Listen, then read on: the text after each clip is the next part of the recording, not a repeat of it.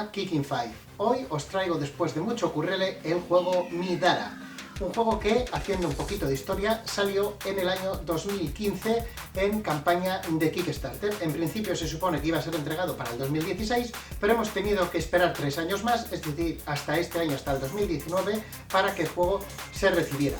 Además, en el 2019 hemos tenido otra campaña de Kickstarter, así que sospechamos que durante todo ese retraso han estado maquinando todo lo que ha sido ahora mismo la campaña. Hemos tenido otra campaña Kickstarter donde han añadido, digamos que otros 2 módulos o otras 2 cajas a lo que ya era el juego base, el core del Midara. Es decir, nos encontramos ante un juego que ya tiene como 3 partes, ¿no? Por decirlo así. Midara es un juego cooperativo de 1 a 4 jugadores, que en principio va a tener que ser jugado con los 4 héroes. Digo que en principio porque va a haber variantes de 2 y 3 jugadores e incluso de 1. Ha sido editado por Succubus Publishing y ha tenido 2 tiradas en Kickstarter. En la segunda tirada no ha habido ni más ni menos que más de 11.000 patrocinadores y actualmente este juego está en 1.400 y pico en la BGG y rankea con una puntuación de 8,9, lo cual quiere decir que después de estos 11.000 patrocinadores que han entrado al nuevo juego, es muy posible que se convierta en uno de los top 3 en un futuro cuando se empiecen a entregar a los bakers. Bien, 3 puntos. Primero, Dungeon Crawler. Dungeon Crawler, lo que nosotros podemos entender como un DC, es decir, el típico juego en el que nos vamos a mover por escenarios, mazmorras, nos vamos a pegar con enemigos, tiradas de dados, modificadores, etc. Por otro lado, vamos a tener también esa carga narrativa que, como decíamos, tiene un libraco bestial. Creo que el juego pesa más de 8 kilos y en parte lo que pesa es ese libro de 500 páginas. Vamos a tener una carga narrativa muy fuerte que también va a estar como enfocada o va a tener ciertas características rollo cómic o anime, por decirlo así, aunque no tenga muchas imágenes como podría ser un cómic, pero sí que está planteado desde ese punto rollo japo anime, ¿no? Para que me entendáis. Y por supuesto tenemos que hacer un inciso en los materiales en todo juego que se precie de estas características, y los materiales que trae evidentemente son materiales bastante buenos. Las losetas son duras, no se comban. Los dados completamente personalizados. Eso sí, vais a necesitar muchísimo espacio en la mesa para jugar. Sobre todo si habéis comprado el add-on de los tapetes para los jugadores. De todas formas, a lo largo del vídeo os enseñaré un pequeño truco o una pequeña manualidad, mejor dicho, para reducir el espacio de manera notoria. Y ahora vamos a meterle mano con el vídeo tutorial para jugar a este Midara. Recordad que en la descripción vais a tener todo el minutaje bien separado y estructurado para que si queréis encontrar algo en concreto dentro de lo que es la mecánica del juego, podáis hacerlo de una manera cómoda y rápida. ¡Vamos al lío!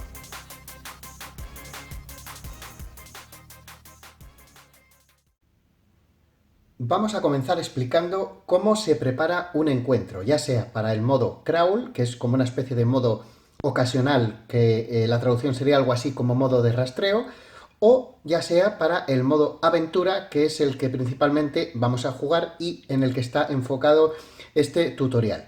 Para ello tenemos aquí delante la tarjeta de uno de los personajes, en este caso es Nightingale Arsene. Bien, comenzamos. Lo primero que tenemos que hacer es observar si el encuentro tiene reglas especiales. Una vez que hayamos observado y leído lo que significan las reglas especiales para este encuentro, a continuación hacemos lo siguiente, que sería el número 1, la fase de preparación. Para ello, lo primero que tenemos que hacer es fijarnos en si tenemos algún héroe que está vencido, que está derrotado, es decir, que toda su vida ha sido gastada, en este caso sería 12, no es el caso, pero también tenemos que fijarnos en si nuestro héroe tiene más de la mitad de la vida gastada, es decir, en este caso como tiene la vida de 12, tendríamos que mirar si tiene más de 6. En este caso tiene más de 6, así que lo que hacemos es, digamos que resetear hasta la mitad de su vida, es decir, vamos a quitar el marcador de 10 de daño y lo sustituimos por 6. Es decir, reseteamos hasta la mitad de su vida. Una vez hecho esto, si tiene cualquier tipo de marcador usado, just lo vamos a quitar, ya sea en el personaje o en cualquier carta que tenga en el equipo. Estos marcadores lo que hacen es señalar alguna de las habilidades que solamente se pueden hacer una vez por encuentro. Así que reseteamos y vamos a poder, como estamos preparando obviamente un encuentro nuevo, vamos a poder utilizar esta habilidad o cualquier otra en concreto que sea una vez por encuentro. Y una vez hecho esto, lo último que haríamos es fijarnos en los puntos de estamina que se genera, que son los que están en rojo. Fijaros que hay como 5 círculos y 3 de ellos están en rojo. Eso significa que este héroe, o esta heroína en este caso, va a empezar con esos 3 puntos de estamina.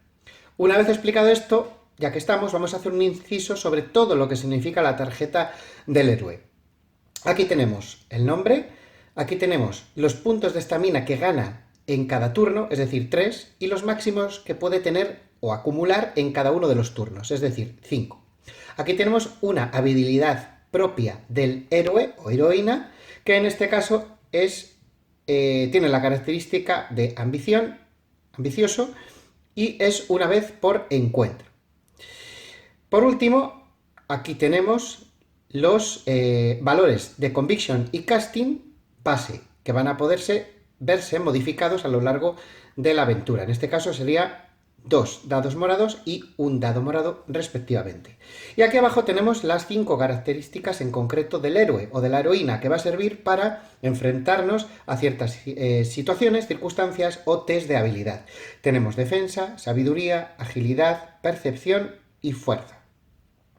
Y aquí abajo a la derecha tenemos los 3 valores más importantes que va a tener el héroe, como es la vida, que en este caso sería 12, la defensa, que sería de un valor de 9, y el movimiento, que tendría valor de 6.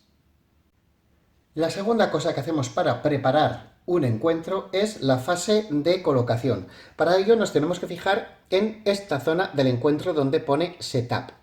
Aquí en Tiles podéis ver las losetas que necesitamos para jugar el encuentro. En este caso pues pone la loseta 42, 48 y 64, que corresponden con esta que tenéis aquí arriba. En este diagrama vais a ver a golpe de vista cómo tenéis que colocarlo. A continuación tenemos una ficha de loot, que es esta que tenemos aquí. Tenemos una salida, que en este caso será una de color azul, que es la que tenemos aquí. Y luego tenemos las figuras, las miniaturas que vamos a tener que coger, que en este caso tenemos un Earthlow que va a ser colocado en esta esquinita, y tenemos 4 Cape Sickles que estarán repartidos por aquí. Fijaros que están numerados 1, 2, 3 y 4. Ahora vemos cómo funciona esto de la numeración. Según el diagrama que hemos visto en el encuentro, nos quedaría algo parecido a esto y vamos a explicar por qué es así. A la izquierda teníamos en estos 4 cuadraditos la zona donde van a salir los héroes, así que los vamos a colocar en esos 4 cuadraditos. Una vez hecho esto, si os fijáis, tenemos el loot, tenemos la salida por aquí, tenemos los 4 Cape Sickle y tenemos el Earthlow. También tiene cada uno de ellos una tarjeta, evidentemente, que es con la que vamos a jugar y en la que vamos a fijarnos cómo es la inteligencia artificial de cada uno de los monstruos, además, evidentemente, de sus valores cuando ataquen. En este caso sería el Earthlow y aquí tenemos los del Cape Sickle. Fijaros que hay 2 cartas. ¿Por qué? Porque pueden salir hasta 6 a la vez. Fijaros en los números que hay aquí arriba. Hemos visto en el diagrama que iban del 1 hasta el 4. Aquí tenéis los 4 Cape Sickle. 1, 2, 3 y 4. Y si os fijáis, arriba nos dice el número y el color que corresponde a cada uno de ellos. Por ejemplo, el rojo es el número 1. Por eso hemos colocado el número 1 como venía en el diagrama aquí con la base de color roja. El siguiente sería el morado, el naranja y el azul. Morado, naranja y azul. Ahí es como vamos a tener en cuenta los colores y los números de cada uno de los Cape Sickles. Así que también cogeremos estas 2 cartas de Cape Sickle, que son exactamente iguales, y la pondremos cerca para saber cómo funcionan estos combatientes. Una vez hecho esto, ya tenemos preparado todo lo que es el escenario de este encuentro para comenzar. En la fase 3 lo que haremos es preparar todo lo relacionado con los enemigos que vamos a tener en el encuentro. Como acabamos de ver, tenemos las tarjetas grandes donde nos va a decir cómo funciona cada uno de los combatientes, cuál es su comportamiento, cuál es su inteligencia artificial, y también preparamos las cartas que se van a mezclar en el mazo de iniciativa que corresponden con cada uno de esos combatientes. La fase número 4 es la fase de iniciativa, donde lo que haremos es coger todas las cartas de iniciativa de los héroes, las cartas de los combatientes que participan en este encuentro, y lo que haremos es mezclarlas y así aleatoriamente las volvemos a sacar. Y lo que hacemos es crear la iniciativa, es decir, desde la izquierda todo lo que es una ronda de juego se van a activar en este orden desde la izquierda cada una de las figuras. Es decir, al principio se activaría Nightingale, luego iría Cape Sickle solamente del 4 al 6. En este encuentro, como solamente tenemos 4, pues solamente se activaría el número 4. Luego iría Irlow, Rock, Remy, Tech y por último los Cape Sickle del 1 al 3.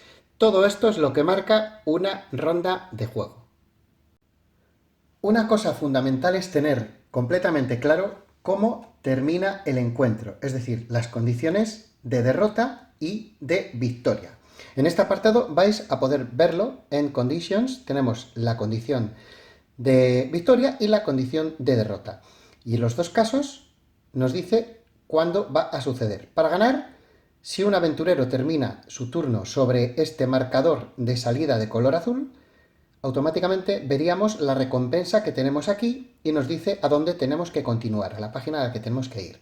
Y aquí tenemos abajo la condición de derrota, que nos dice que cuando todos los aventureros sean vencidos es cuando se ejecuta.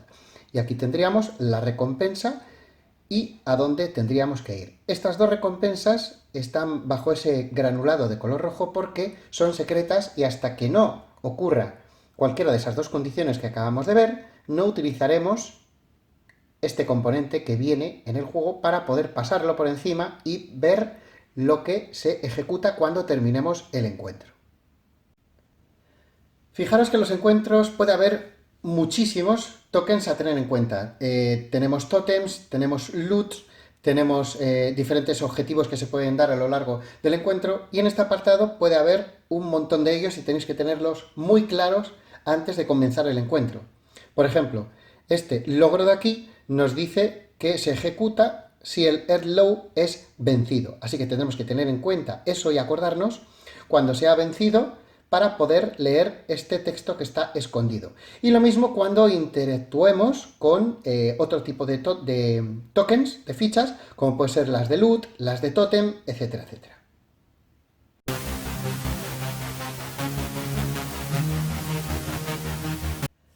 Aquí tenemos todos los tótems que podemos tener en un encuentro. En el momento que un aventurero tenga línea de visión con alguno de esos tótems, tendremos que ir al texto del encuentro y ejecutar lo que corresponda, sabiendo que la línea de visión no tiene ningún tipo de rango, es decir, es infinita la distancia, puede atravesar todo lo que es el tablero. Teniendo en cuenta eso, en el momento que uno de los héroes, repito, tenga línea de visión con un tótem, se ejecuta automáticamente lo que diga en el encuentro con ese tótem en concreto.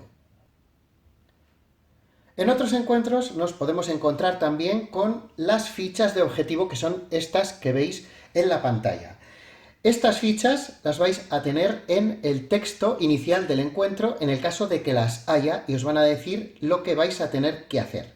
¿Cómo se activan? Muy sencillo, va a depender del encuentro. Habrá veces en que un aventurero se tenga que poner adyacentemente a ellas y habrá otras veces en que a lo mejor cuando un aventurero entre en cierto tile se active. En cualquier caso os lo va a decir el propio texto del encuentro. Y aquí tenemos los tokens de loot que también van a estar en los encuentros y nos ofrecerán diferentes recompensas. En este caso, estos tokens se van a activar a través de una acción de encuentro, ya sea cuando un aventurero esté adyacente a ellos o en el mismo espacio. En los encuentros siempre vamos a encontrar una etiqueta como esta de aquí que nos indica el nivel, level mundano. ¿Qué significa esto? Pues significa que para conformar el mazo de loot lo que tenemos que hacer es lo siguiente. En base a esa etiqueta, recordad, level mundano, nos situaremos en esta fila de aquí. Y todas esas cartas son las que vamos a tener que meter para formar el mazo, esas 30. Es decir, por ejemplo, 3 cartas de la carta que tiene de recompensa 4 de oro. 4 cartas de las que tiene 5. Y así sucesivamente, además de las 3 últimas cartas que son las de ítem, las de monstruo y las únicas. Y con eso formaremos el mazo de las 30 cartas, en este caso, para comenzar a jugar el encuentro. Además, también tenemos que saber que durante el juego, cuando ganemos consumibles, cartas consumibles aleatoriamente, estas filas, estos niveles, lo que van a hacer es definir hasta dónde vamos a poder robar en cuanto al nivel. Y me explico. Si, por ejemplo, estamos jugando un level uncommon, que sería esto de aquí, y yo voy a robar una carta de consumible aleatoriamente, voy a tener que formar un mazo con esas cartas consumibles que esté compuesto por todas las uncommon, por todas las common y por todas las mundanas. Es decir, siempre que esté en un nivel, tengo acceso a poder robar cartas de un nivel inmediatamente inferior.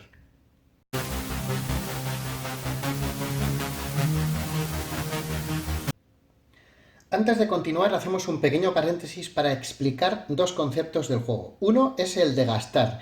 Si habéis jugado a juegos de cartas, normalmente sabréis que gastar una carta es sencillamente rotarla 90 grados para marcar que ya ha sido utilizada. De ahí que tenga la etiqueta exhaust. Una vez que la utilizamos, la giramos así y ya sabemos que está gastada y no está preparada. Y el otro concepto es el de flip, que es el de girar. En vez de hacer esto, rotarla 90 grados, lo que se hace es directamente darle la vuelta para marcar que ha sido utilizada. De esta manera, cuando veamos una carta girada o rotada, sabemos que ya ha sido utilizada y no podemos volverla a utilizar.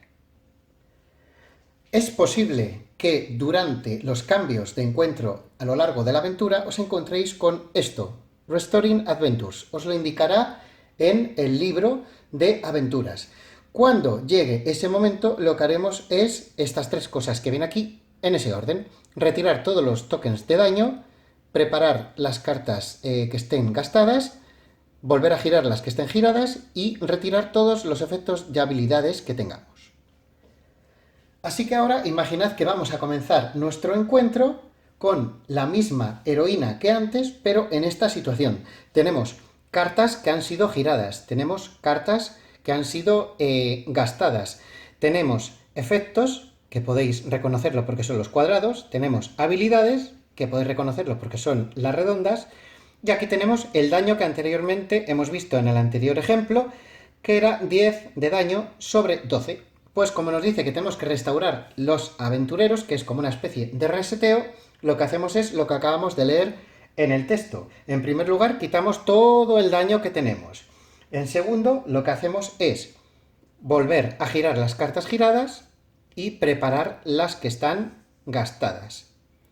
Y a continuación, por último, lo que haremos es retirar los efectos y las habilidades. Es decir, nos vamos a deshacer tanto de las cosas malas como de las buenas que ha ganado nuestro héroe o heroína.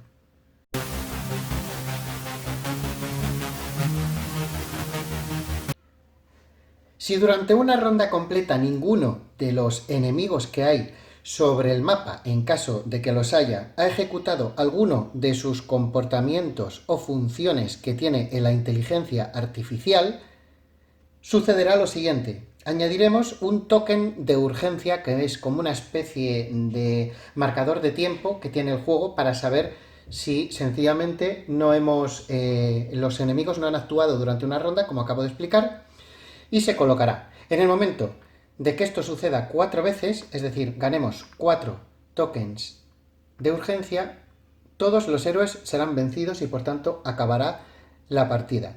Repito, ha tenido que por lo menos alguno de los combatientes, de los enemigos, ejecutar alguna de las acciones de su comportamiento dentro de la inteligencia artificial. Si no, un token será añadido.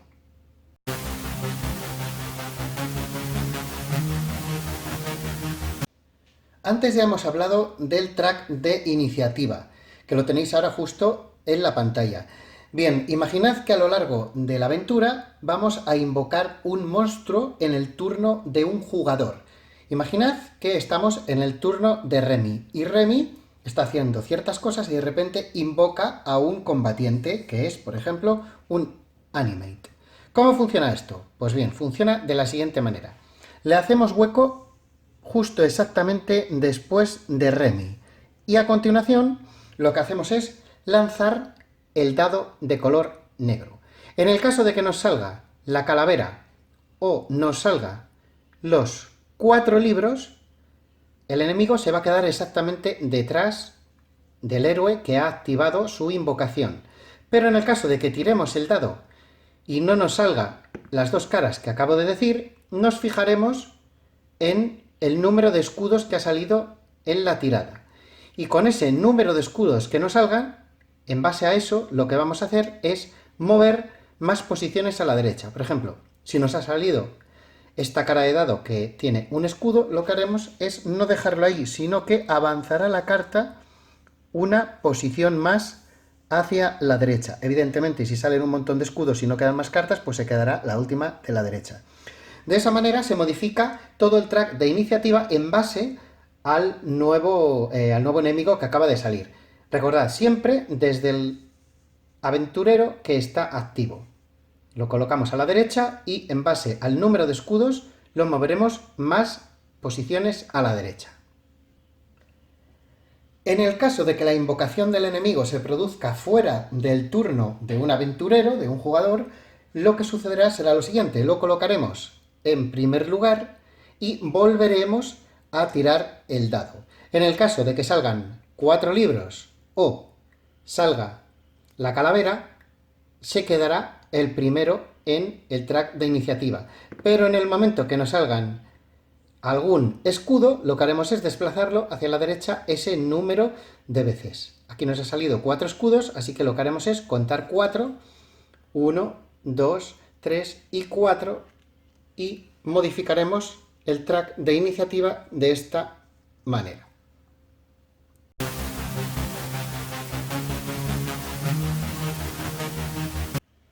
Comenzamos ahora a hablar sobre los diferentes tiles o tipos de terreno que tiene el juego. En primer lugar, lo que tenemos que señalar es que tanto los tokens, las fichas de salida, como los tótems, como los loots, como las fichas de objetivo, en ningún caso bloquean la línea de visión y cualquier miniatura puede ocupar el espacio que ocupa esta ficha. Aquí tenemos un ejemplo donde nos encontramos a uno de los héroes, a Zeke, y a un Cave Sickle. Si os fijáis, el Cave Sickle está en lo que sería el terreno normal, es decir, no tiene ninguna característica propia que cambie ni modifique nada. Sin embargo, Zeke está en zonas que tienen línea discontinua de color verde. Está esta y esta, las 4 esquinas. Esas zonas se llaman hindering zones, lo que viene a ser más o menos como zonas pues con obstáculos o dificultosas, algo así, ¿no? Entonces, ¿qué ocurre con estas zonas? Pues como digo, en las normales no pasa absolutamente nada, pero si por ejemplo Zeke quiere atacar desde una zona hindering, tiene una penalización de -1 a su tirada. En este caso sería así: además de la penalización de -1 a la tirada, cada vez que alguien quiera salir de una zona hindering, es decir, moverse, en vez de utilizar un punto de movimiento, tendrá que gastar 2 puntos de movimiento para salir de ella. Esto luego lo veremos cuando se expliquen todas las acciones de los héroes y en concreto la de movimiento. Pero que sepáis qué es lo que tiene de penalización: -1 a la tirada y 1 punto más a la hora de moverse desde una casilla hindering. Continuamos con el terreno de agua, que evidentemente va a ser la zona que está punteada con la línea discontinua de color azul. Ahí nos encontramos a Zeke, que está metido otra vez en una zona que no mola absolutamente nada, como es la de agua. ¿Por qué no mola? Porque las características de la zona de agua son las siguientes. Una, cualquier personaje que esté dentro de una zona de agua no va a poder esquivar, no va a poder hacer la acción de dodge, que es una de las acciones disponibles para los héroes. Luego lo veremos. Y además, el movimiento también le va a costar 2, es decir, dejar una casilla que sea de agua le va a costar 2 de movimiento. Esto sería 2 de movimiento, 2 de movimiento y 2 de movimiento. El siguiente tipo de terreno es el que obstruye, es decir, el que es completamente intraspasable. En este caso tenemos las dos esquinas, tanto esta de arriba, que está rodeada por una línea roja, y la biblioteca que hace esquina, la librería esta que está haciendo esquina, que también está rodeada por una línea roja y no se puede pasar. Así que Zeke no puede moverse hacia abajo, evidentemente, ni hacia aquí, porque las líneas rojas obstruyen tanto el movimiento como la línea de visión. Llegamos a los terrenos peligrosos, que son los que tienen la línea discontinua de color gris y además un signo de admiración. Esto es muy fácil de entender, sencillamente suelen ser agujeros o pues sitios por los que nos podemos caer. Es decir, si entramos evidentemente en un sitio que es peligroso, pues el héroe es automáticamente derrotado. Si pasamos por un sitio que es peligroso, pues evidentemente nos vamos a caer al vacío, así que también es derrotado. Y si dejamos, que es otra tontería igual, porque viene aquí como que está contemplado, pero bueno, es lógicamente obvio, si dejamos un lugar del cual es peligroso, pues también el héroe es derrotado. Es decir, es tan sencillo como que no podemos pasar por agujeros, porque como no volamos, pues evidentemente nos caemos y el héroe se muere. También tenemos las casillas o el terreno especial, que lo podéis reconocer por la línea discontinua de color naranja y porque también tiene una pequeña estrellita. En este caso, pues tendremos esta y esta de aquí. Siempre que veáis estas casillas tendréis que leer las reglas del propio encuentro en el que estáis para saber lo que hacen en concreto cada una de esas casillas, ya que depende precisamente de las reglas específicas del encuentro. En el juego también vamos a poder encontrarnos con situaciones o terrenos que estén en elevación. Si os fijáis, en este tile aquí tenemos dos datos, uno elevación de nivel 1 y el otro elevación de nivel 2. Para que os hagáis una idea, voy a utilizar unos dados gigantes para que veáis cómo quedaría esto realmente. Toda la loseta estaría a nivel 1 de altura, exceptuando estas dos casillas que estarían en un nivel superior. Y ya os digo que en el juego hay 4 niveles diferentes de altura, que van desde el 1 hasta el 4. ¿Qué tenemos que saber de esto? Lo siguiente, no se puede ver a alguien que esté en altura salvo que esté en la esquina. Es decir, estos Cave Sickle ahora mismo no tienen línea de visión con Zeke, ya que está en altura y se corta. Pero si Zeke estuviera exactamente en la esquina de esa altura, sí que tendrían línea de visión con el héroe. Y al contrario, las figuras que están en elevación no pueden ver a nadie salvo que estén en la esquina. Tampoco tienen línea de visión. Por ejemplo, si volvemos atrás, Zeke aquí tampoco tiene línea de visión con los Cave Sickle. Es decir, es recíproco. Si no ven desde abajo, tampoco van a ver desde arriba. Y si está en la posición justo de la esquina de la elevación, sí que va a tener línea de visión con los de abajo. Y evidentemente, como hemos dicho antes, también los Cave Sickle tienen línea de visión. Es decir, es recíproco y de otra manera pues es completamente lógico.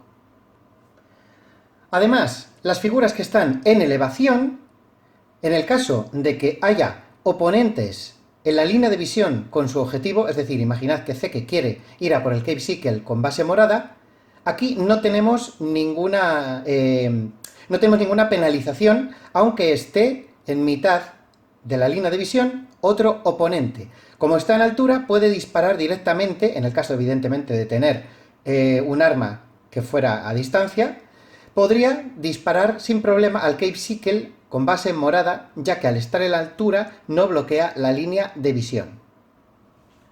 Lo que tenemos que saber al movernos entre elevaciones es lo siguiente. Podemos subir tranquilamente de un nivel en un nivel. Y también podemos bajar tranquilamente de un nivel en un nivel. En el momento en el que queramos subir 2 niveles directamente es imposible, no podemos hacerlo. Lo que sí que podremos hacer es bajar 2 niveles sin que nos pase absolutamente nada. Evidentemente, si no podemos subir 2 niveles, tampoco vamos a poder subir 3 niveles o 4. Y lo que también tenemos que saber importante es que si nos caemos, o intentamos mover, mejor dicho, desde un nivel de 3 o 4, automáticamente el héroe caerá muerto. Por último, solamente podremos hacer un ataque cuerpo a cuerpo si la diferencia entre la elevación y nuestro objetivo está solamente a 1, es decir, tiene un nivel de diferencia únicamente. En el caso de que, por ejemplo, Zeke estuviera a una diferencia de 2 niveles, no podríamos realizar un ataque cuerpo a cuerpo. Y por último, vamos ahora con las corrientes de agua. Imaginad que el sentido de ese pequeño río que veis ahí, esa corriente, es hacia la izquierda. ¿Qué ocurriría en estos casos? Bien, una figura que termine su turno en una corriente de agua se tiene que desplazar tantas casillas como el propio encuentro indique en sus reglas. Es decir, esto va a variar tanto el sentido, ya sea izquierda o derecha, como las casillas que se van a mover. Va a depender de cada uno de los encuentros. Imaginaros que esto, en este encuentro, se mueve uno hacia la izquierda, la corriente va hacia la izquierda. Pues Remy tendría que moverse al final de su turno uno hacia la izquierda. Y aquí tenemos a Zeke, y Zeke tiene un obstáculo justo al cual no se puede, evidentemente no puede atravesarlo. Así que lo que tiene que hacer es comerse en daño irreducible tantas casillas como tuviera que adelantarse. Es decir, como en este encuentro hemos puesto de ejemplo que tendría que moverse una casilla, pues se va a comer 1 de daño Zeke porque no se puede mover y se queda donde está. Y por último también hay que saber que al comienzo de cada una de las rondas, también los loots, las fichas de loot que estén en esa corriente de agua, también se van a mover. Es decir, esta de aquí. Al principio de cada ronda, también se movería una casilla hacia la izquierda. Importante si queréis que no se os vaya por la corriente del agua.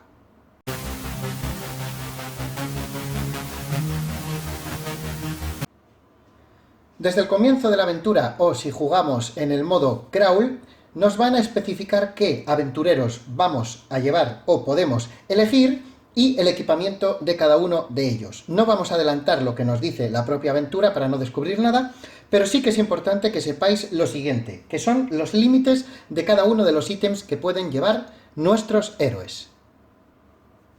En primer lugar, podemos llevar 2 armas que ocupen una sola mano, fijaros en el icono de la manita, o podemos llevar un arma que ocupe 2 manos. Una armadura y una mejora de armadura. Una carta de core y su mejora correspondiente. También podremos llevar máximo un accesorio. 3 reliquias. 3 consumibles. Un familiar. Y por último, máximo una carta de compañía que probablemente estarán escondidos en estos 2 mazos ocultos. Además, cada héroe tiene una mochila en la que puede llevar hasta 3 ítems, y esos 3 ítems no tienen relación con el máximo de cada uno de los ítems que hemos visto anteriormente. Es decir, si ya tengo 2 armas de una mano cada una equipadas en el héroe, puedo tener sin problema en la mochila 2 armas más, ya que no cuenta para el límite que hemos fijado anteriormente. Y otra cosa importante para terminar este tema es que si hacemos intercambio entre el equipamiento que tenemos en el héroe y lo que hay dentro de la mochila, evidentemente cada una de esas cartas tiene que entrar y salir de la manera en la que está. Es decir, si tenemos una carta preparada, entra o sale de esa manera. Y si tenemos cartas que están agotadas, van a entrar o salir también agotadas.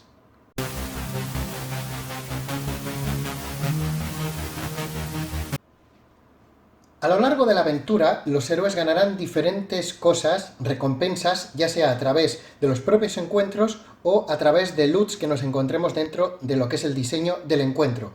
Lo que tenemos que tener claro son 2 cosas. Lo primero, que vamos a ganar oro, y lo segundo, que vamos a ganar XP, que son los puntos de experiencia. El oro lo ganaremos conjuntamente y lo apuntaremos en la hoja de esta manera, de esta forma, para todos. Es decir, tenemos solamente una casilla para apuntar todo el oro que gana el equipo de los héroes. Y dentro de cada uno de los héroes que tenemos, también apuntaremos, pero por separado, la experiencia de cada uno de ellos. Es decir, oro será común y la experiencia va a ser individual. Cuando ganemos oro, lo haremos de una manera colectiva. Cuando ganemos puntos de experiencia, se lo asignaremos a cada uno de los héroes, pero de manera individual. Y otra cosa que tenemos que tener también muy clara es que si, por ejemplo, un héroe está en un encuentro y gana a través de un loot diferentes consumibles, por ejemplo, imaginad que Remy gana estos 2 consumibles, pues estas cartas van para el héroe o la heroína que en este caso ha activado la ficha.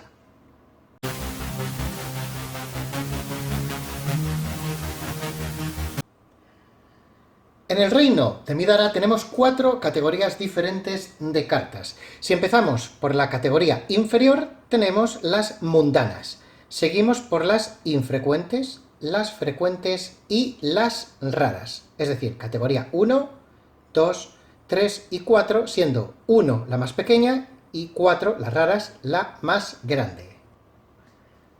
Y ahora explicaremos qué hace o para qué sirve cada una de las cartas que vienen en el juego. En primer lugar tenemos las armas, que evidentemente lo que nos ofrecerán son dados para combatir y realizaremos las diferentes acciones de ataque.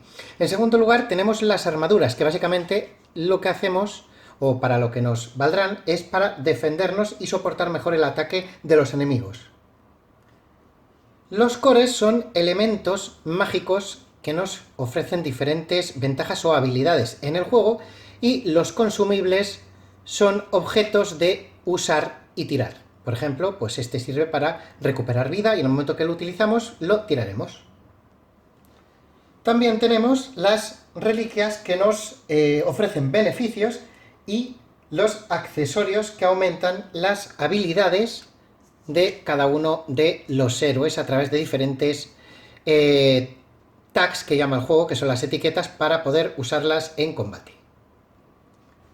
Vamos a entrar en detalle ahora con las cartas de arma.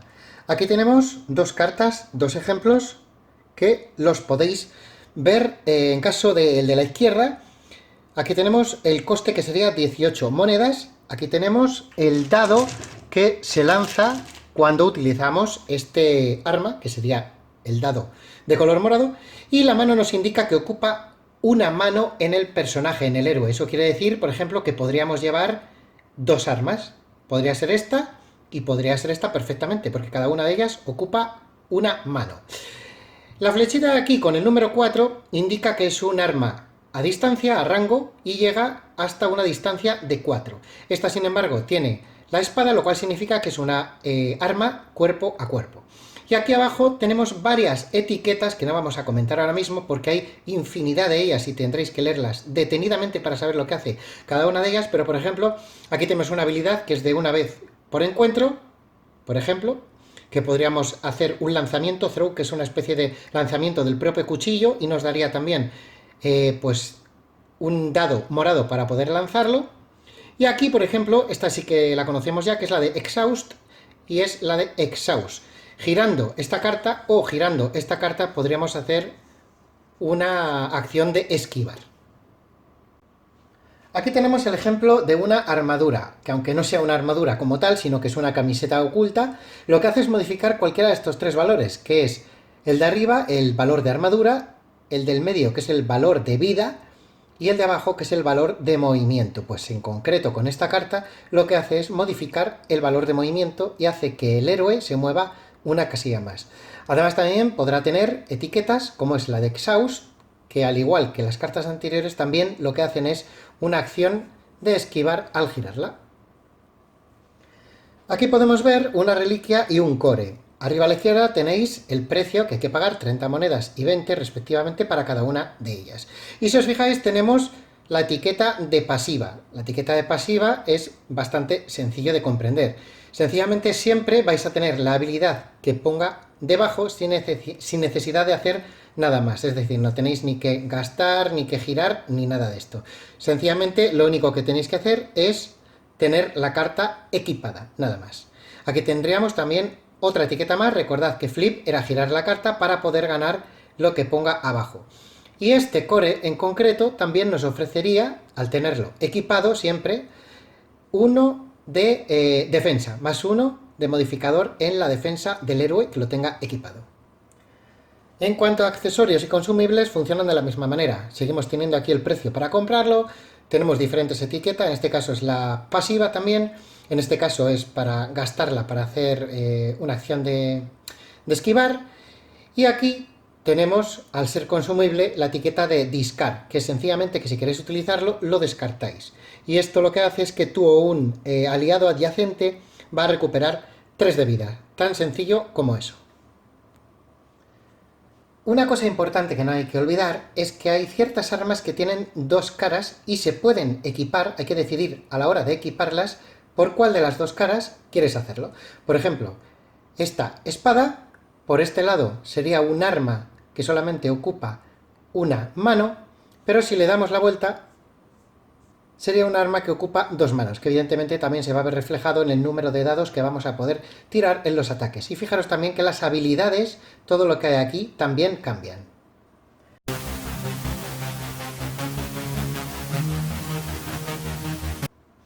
A lo largo de la aventura podrá llegar un momento en el que podremos hacer el Shop and Train. En ese caso vamos a poder vender ítems o cartas que tengamos, sabiendo que tenemos prohibido vender los consumibles, los Monster Loot y los Story Items. Independientemente de eso, aquí tenemos una tabla que nos dice, dependiendo de las categorías, o si son cartas únicas, cuánto nos van a dar en oro si vendemos esas cartas. En el Shop and Train también vamos a poder comprar diferentes mejoras, upgrades, para diferentes zonas o elementos del héroe. Por ejemplo, aquí tenemos una mejora para el core y aquí una mejora para las armas. También hay que señalar que si tenemos 2 armas de una mano, vamos a poderle ponerle 2 mejoras, es decir, una mejora por cada arma. Pero si tenemos un arma que ocupa 2 manos, solamente vamos a poder ponerle una mejora, una upgrade. No obstante, también tenemos que tener en cuenta el precio para comprar estas mejoras. Dependiendo del tipo de mejora, vamos a pagar más o menos en cuanto a su categoría. Es decir, si yo compro una mejora de nivel mundano, tendré que pagar 15 de oro. Si compro una mejora, que son evidentemente las más potentes del juego, que sea de categoría rara, voy a tener que pagar 75 de oro.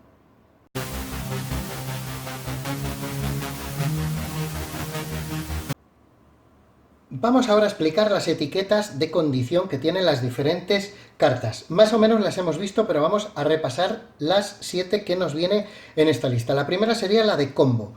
Aquí tenéis 2 etiquetas de combo. Son exactamente la misma carta. ¿Cuándo se activa esto? Pues sencillamente, si lo que viene después de la palabra combo, es decir, Shield y Archery, tenéis otra carta que tenga alguna de esos nombres clave, como es este caso, aquí tenemos Archery, pues vamos a poder ejecutar todo lo que viene abajo.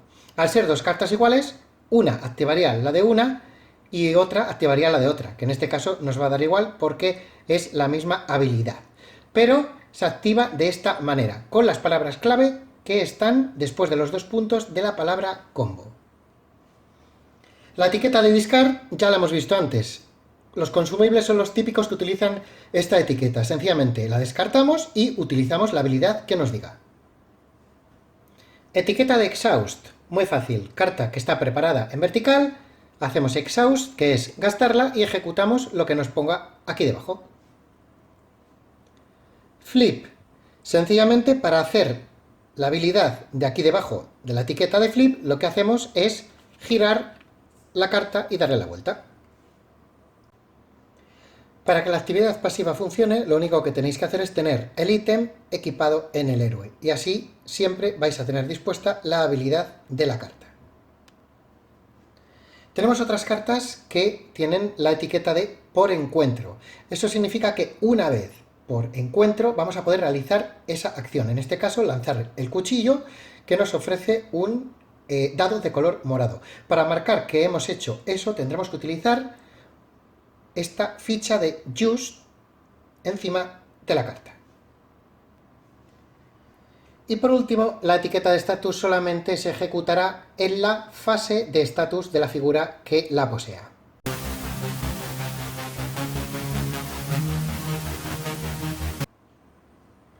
En el juego, cuando realicemos tiradas de dados, nos vamos a encontrar con hasta 4 iconos que nos van a salir en las caras de esos dados. Tenemos el icono de calavera, tenemos el de libros, tenemos el de escudos y también tenemos el de estrellita. Esto principalmente se va a utilizar para gastar esas caras, mejor dicho, esos iconos de los dados, para utilizar o potenciar ciertas habilidades u otros resultados de la tirada. Un ejemplo, que lo entendéis rápido, sencillamente puede ser la banda inferior de esta carta. Cuando tengamos este arma y lancemos sus dados en un ataque a una figura, vamos a poder utilizar los escudos producidos en la tirada y la estrella producida en la tirada como valores positivos que van a añadirse a la tirada que hayamos hecho en el ataque. Por ejemplo, si tenemos 2 escudos, vamos a poder sumar un +2 al daño físico. Si tenemos una estrella, podremos sumarle 1 al daño físico. Y esto se puede hacer varias veces. Es decir, si tuviéramos 4 o 6 escudos, podríamos añadirle +4 y +6 respectivamente. Y si tuviéramos, por ejemplo, 2 estrellas, añadiríamos también +2 de daño físico. Vamos a repasar ahora los iconos más importantes que tiene el juego. En primer lugar, cuando nos encontremos con cubos de colores, representan el número de dados y el tipo de dado que hay que lanzar en caso de combate cuando realicemos un ataque.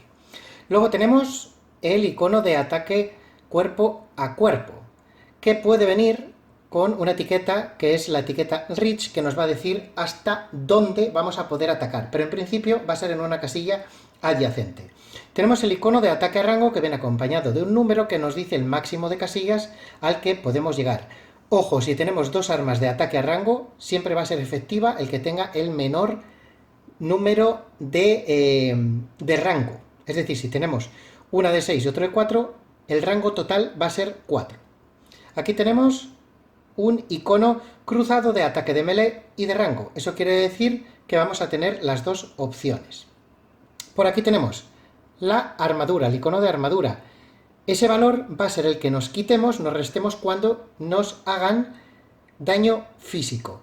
Por aquí tenemos, que ya lo conocemos, la estamina, los puntos de estamina que tiene cada uno de los héroes, y luego las 5 habilidades de presencia, sabiduría, agilidad, percepción y fuerza de cada uno de los héroes. Por aquí tenemos los iconos que nos indican que ocupa una mano en el héroe o que ocupan 2 manos en el héroe. Una cosa importante que antes he dicho pero no se podía hacer es que si equipamos 2 armas que cada una ocupe una mano, no puede ser una de ataque cuerpo a cuerpo y otra de ataque a distancia. Tienen que ser del mismo tipo. Y aquí tenemos la vida total que tiene nuestro héroe. Aquí tenemos la defensa, que es el valor de dificultad, digamos, para atacar a nuestro héroe, el valor al que tiene que llegar el enemigo para poder atacarnos, si no el ataque no se produciría. Y por último, el valor de movimiento, que es la cantidad de puntos que vamos a poder avanzar o utilizar para mover a nuestro héroe en una acción de movimiento.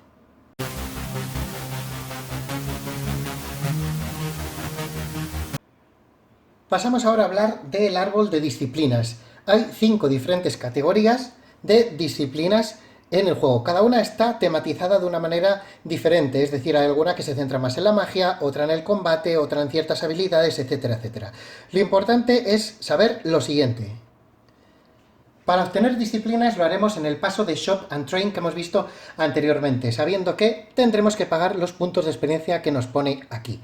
En el caso de esto, de que no tengamos ninguna disciplina y compremos esta, nos costará 3 puntos de experiencia en un héroe, porque solamente vale evidentemente para un héroe. Si queremos comprar una segunda del mismo nivel, tendremos que pagar 3 más 1, es decir, cada vez que añadimos una del mismo nivel tendremos que pagar 1 más. En este caso sería 3 más 1, 4, es decir, esta segunda carta de habilidad no nos costaría, de disciplina, perdón, no nos costaría 3, sino 4. Si tuviéramos una tercera carta, pues en vez de 4 nos costaría 1 más.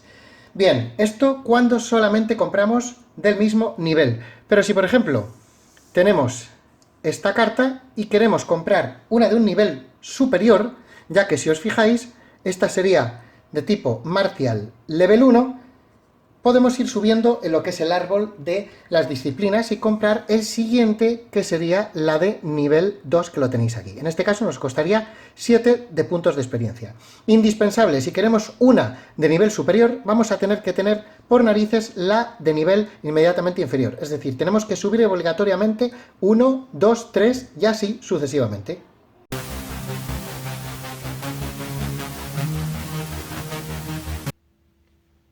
Vamos a explicar ahora en qué consiste un turno de un aventurero.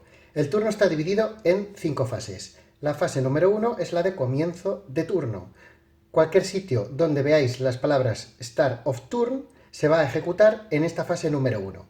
Y esto puede ser o estar relacionado con las reglas especiales de los encuentros o con habilidades que tengan los aventureros, que tengan aliados o que tengan los oponentes.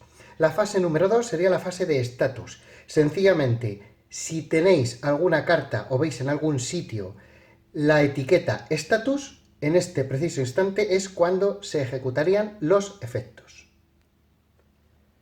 En la fase 3, lo que hace el aventurero es lo siguiente. Primero, recupera sus puntos de estamina, que es los que utilizamos para hacer las diferentes acciones.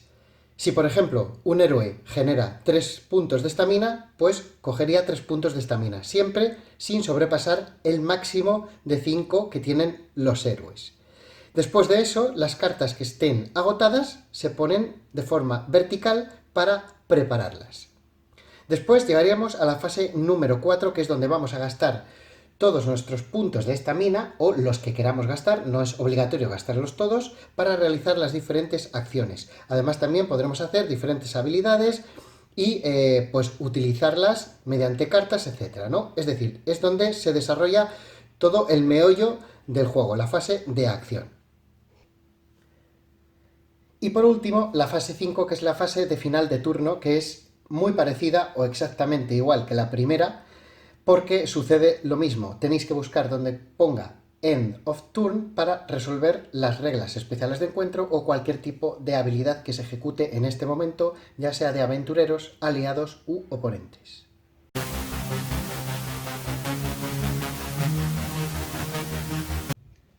Vamos a empezar con las acciones y explicamos en primer lugar la acción de movimiento. La acción de movimiento tenemos que pagar un punto de estamina para poder realizarla. La acción de movimiento vamos a hacerla en este ejemplo con Zeke, que tiene movimiento base de 6. Este movimiento se puede ver incrementado por diferentes ítems que tengamos equipados. Pero bueno, vamos a hacerlo con el ejemplo de 6, que es su movimiento. Lo primero que tenemos que tener en cuenta es que el movimiento siempre se hace ortogonal. Nunca lo vamos a poder hacer en diagonal.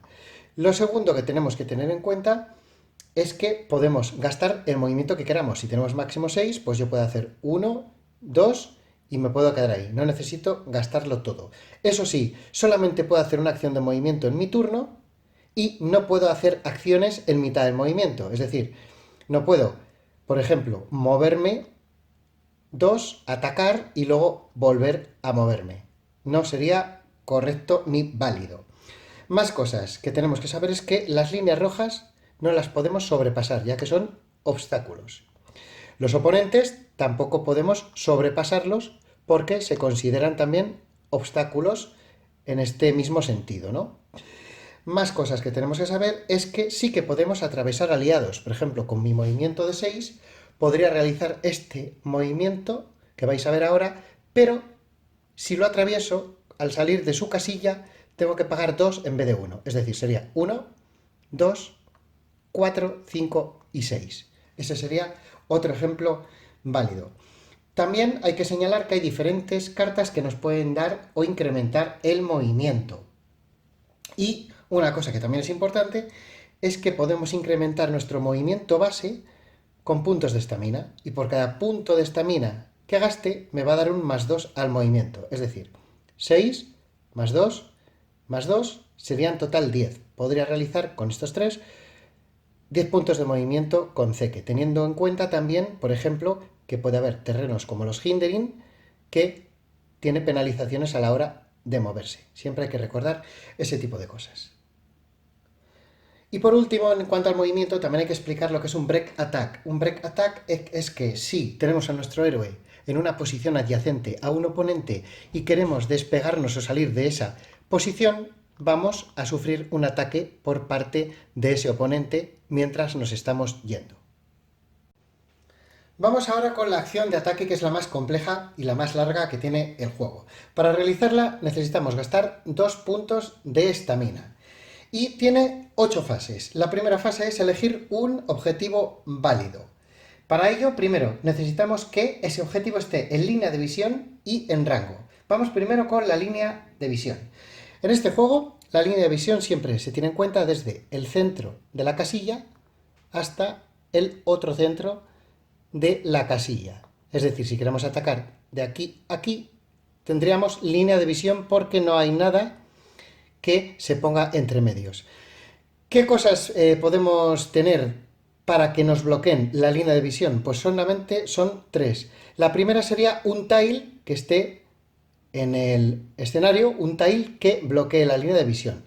La segunda es que haya un oponente en mitad de nuestra trayectoria. Por ejemplo, si Zeke quiere atacar al Irlow y tenemos un oponente en medio, la línea de visión queda obstruida y no tenemos acceso para poder enfrentarnos o atacar a esta figura de aquí. Y por último, la tercera cosa son las partes que tienen la línea roja, que recordad que es terreno que obstruye tanto el movimiento como la visión. Es decir, si queremos atacar al Earthlow, no tenemos desde aquí línea de visión. Esos son los 3 casos posibles en los cuales no tendríamos la línea de visión. Para ver si tenemos un rango válido, pues es muy sencillo. Si tenemos un arma, como por ejemplo puede ser esta, que es de cuerpo a cuerpo, pues por narices tenemos que estar en un espacio adyacente a la figura para poder atacar. En el caso de que tengamos un arma que tiene rango, recordad que siempre viene con un numerito, en este caso 4, necesitaremos estar al menos en el rango de 1, 2, 3 o 4 de distancia para poder dispararle. Por ejemplo, esto sería un ejemplo válido porque está a 1, 2 y 3, 4 casillas de distancia para poder dispararle. No obstante, aún con un arma de rango, sí que podemos atacar desde una posición adyacente. Aquí tenemos un caso en el que en nuestra línea de visión tenemos un aliado en medio para poder disparar a este Cave Sickle. Y además lo vamos a hacer desde un terreno hindering, es decir, vamos a tener 2 penalizaciones, ya que está permitido disparar a través de uno de nuestros aliados, pero con un -1 de penalización en la tirada de los dados. Y además, como disparamos desde un terreno hindering, vamos a tener otro -1 en la tirada de los dados. Es decir, podemos disparar con este arma de rango al Cave Sickle, primero porque tenemos línea de visión, segundo porque está en rango, pero tendremos un -1 por el aliado y otro -1 por el terreno hindering. Aquí tenemos un caso muy concreto para explicar cómo influyen las diagonales en este juego. Si os fijáis, si queremos atacar con Zeke, podemos hacerlo desde 2 perspectivas posibles. La primera sería que el ataque fuera por esta diagonal, es decir, atravesando el terreno hindering y además atravesando nuestro aliado, pero también tenemos la opción de elegir este otro camino para atacar a la figura enemiga y por este no tendríamos ninguna penalización. Es decir, siempre que atacamos de esta manera, que es completamente diagonal y la línea de visión atraviesa el vértice, vamos a poder elegir cualquiera de los 2 caminos. En este evidentemente no nos interesa porque tenemos un -2 a la tirada de los dados y este no tenemos ninguna penalización, así que podremos elegir y deberemos de elegir evidentemente este para no tener en la tirada ningún punto negativo. Lo siguiente que hacemos es preparar los dados de combate. En el raro caso de que nuestro héroe, nuestro aventurero o aventurera no tenga nada de armas, no tenga equipado absolutamente nada de armas, pues va a lanzar automáticamente 2 dados morados. Segundo caso, si tenemos solamente un arma en la cual solo nos otorgue un dado de combate para lanzar, que en este caso sería un dado morado, nos va a dar un segundo dado morado. Es decir, mínimo siempre vamos a tener 2 dados morados para tirar.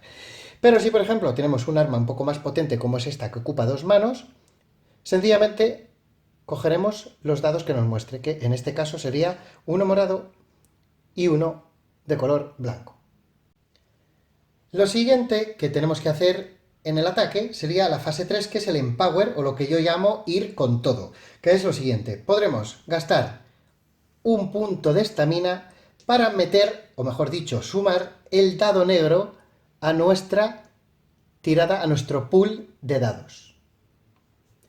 Habrá casos en los que nuestra arma vendrá de serie con ese dado de color negro.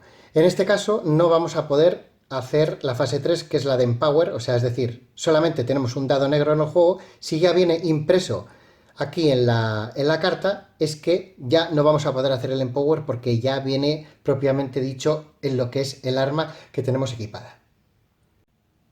Llegamos a la cuarta fase. La cuarta fase es la de esquivar y solamente se ejecutará si la figura, el enemigo al que estamos atacando, tiene la habilidad en su carta de esquivar.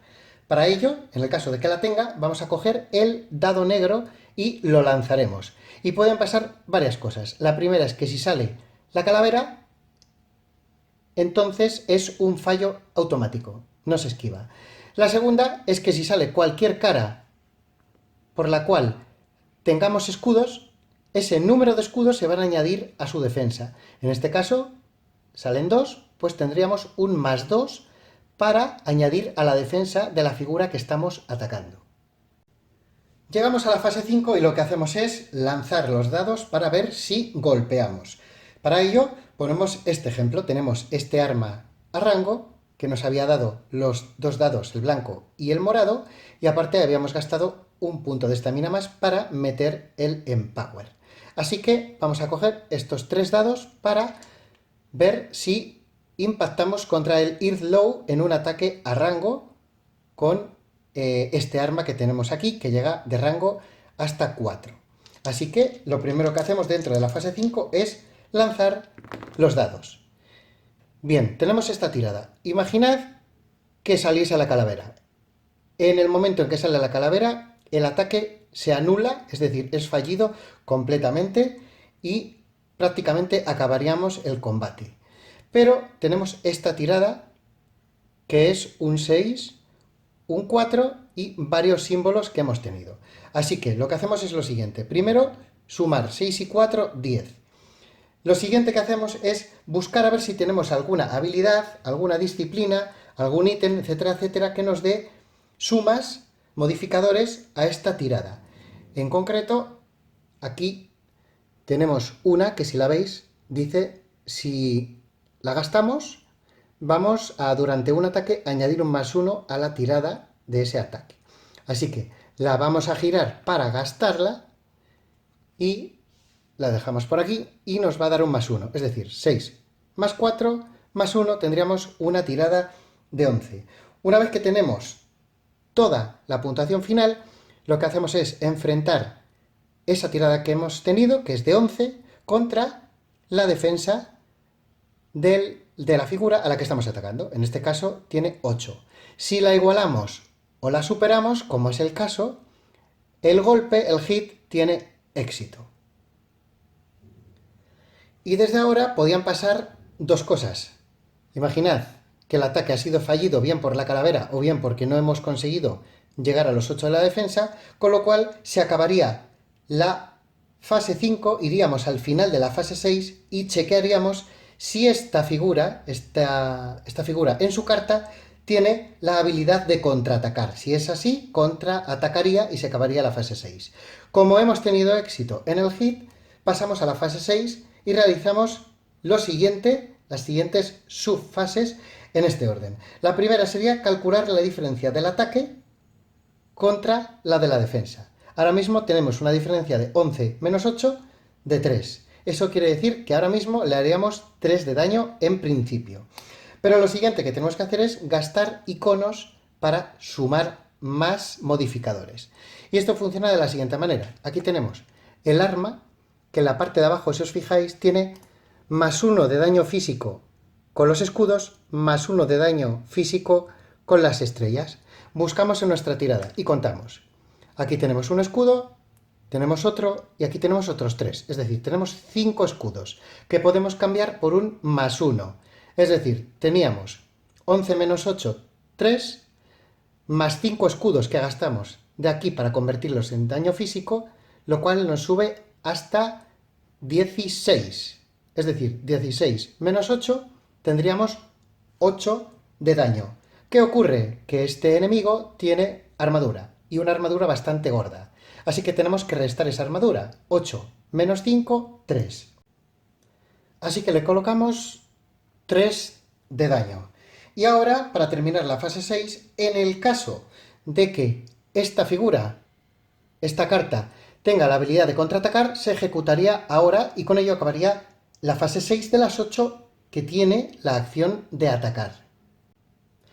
La fase 7 es sencillamente que si el ataque no ha sido exitoso, bien porque no hemos superado la defensa o directamente porque nos ha salido la calavera, ya se acabaría la acción de ataque. Por último, vamos a poder utilizar en la fase 8 y evidentemente si el ataque ha tenido éxito, las habilidades follow-up.